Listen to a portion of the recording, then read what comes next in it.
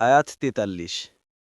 أم لهم آلهة تمنعهم من دوننا لا يستطيعون نصر أنفسهم ولا هم منا يصحبون।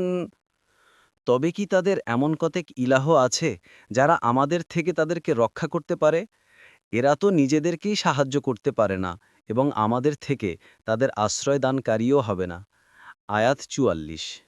بل متعنا هؤلاء وآباءهم حتى طال عليهم العمر أفلا يرون أنا نأتي الأرض ننقصها من أطرافها أفهم الغالبون। অনুবাদ: বরং আমরাই তাদেরকে ও তাদের পিতৃপুরুষদেরকে ভোগ সম্ভার দিয়েছিলাম, তার উপর তাদের আয়ুষ্কালও হয়েছিল দীর্ঘ। তারা কি দেখছে না যে আমরা জমিনকে চারদিক থেকে সংকুচিত করে আনছি? তবুও কি তারা বিজয়ী হবে?